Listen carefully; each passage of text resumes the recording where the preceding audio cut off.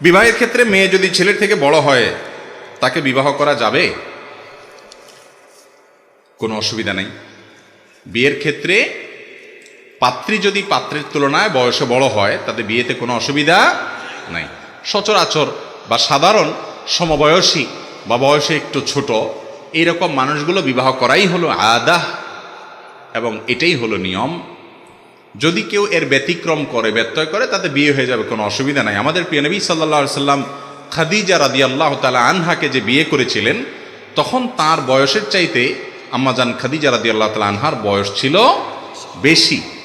অতএব সেখান থেকে বোঝা যায় নিজের চাইতে বা পাত্রের চাইতে পাত্রীর বয়স বেশি হলে বিয়েতে কোনো অসুবিধা নাই। এসব বিষয়গুলোকে আমরা অনেক সময় অনেক বড় করে দেখি, এত বড় বিষয় না। হ্যাঁ, সচরাচর বা স্বাভাবিকভাবে সমবয়সী বা একটু নিজের চাইতে বয়সে কম হলে ম্যাচ করে, সুবিধা হয়, কিন্তু এটা সবসময় জরুরি না। একটু ব্যতিক্রম হলেও কোনো অসুবিধা।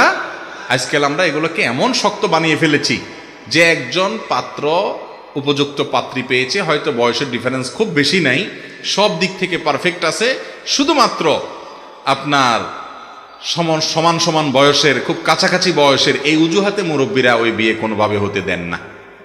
আছে না নাই? এইরকম বাড়াবাড়ি পর্যায়ে মনে করা ঠিক না। শরীয়ত যেটাকে সুযোগ রেখেছে, যদি সব দিক ব্যাটেবল হয়ে যায় একদিকে স্যাক্রিফাইস তো করতেই হবে। এই ক্ষেত্রে বয়সের দিক থেকে স্যাক্রিফাইস করার মানসিকতা থাকা উচিত। আমরা আসল দিকটা দেখি না, সব নকল দিকটা দেখি। আসল দিক কোনটা ভাই?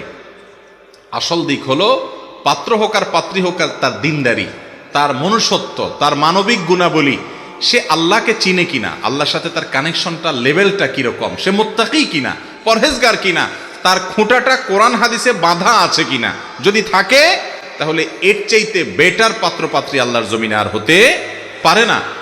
চেহারার দিক থেকে, বয়সের দিক থেকে, অর্থকড়ির দিক থেকে, অন্য সমস্ত দিক থেকে স্যাক্রিফাইস করে হলেও দিনদারির দিকটা যেন এনশিওর করা হয়। নবীজি সাল্লাল্লাহু আলাইহি সাল্লাম আমাদেরকে ওসিয়ত করে গেছেন, ফাজফার বিজাতিদ দ্বীন, তুমি দিনদারিতা দেখে বিয়ে করবা, এই দিকটা দেখে বিয়ে করে জেতার চেষ্টা করবা, তাহলে তুমি সুখী হতে পারবা। আজ আমাদের কাছে এটা হলো সবচাইতে গৌণ।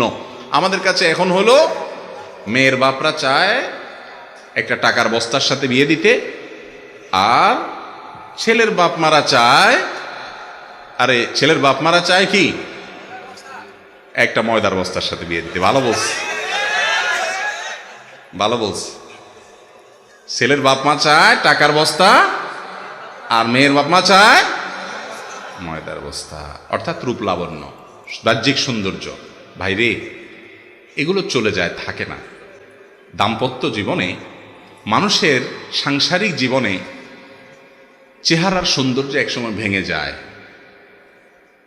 অর্থকড়ি একসময় হয়তো চলে যায়, কিন্তু মানুষের যে গুণটা সবচেয়ে বেশি উপভোগ করার মতো থাকে সেটা হলো তার পার্সোনালিটি, তার ব্যক্তিত্ব।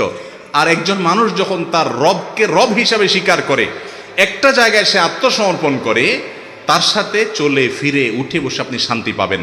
কারণ সে হারামে যাবে না, আল্লাহর নির্দেশের বাইরে যাবে না, তার একটা ঠিকানা আছে।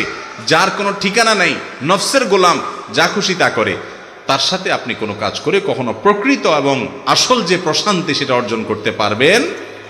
এই জন্য দিনদারিটাকে প্রাধান্য দেওয়া উচিত। আমরা ওই টাকার বস্তা ময়দার বেচতে দেখে বিয়ে শাদী করবো না। আল্লাহ তাআলা আমাদেরকে তৌফিক দান করুন।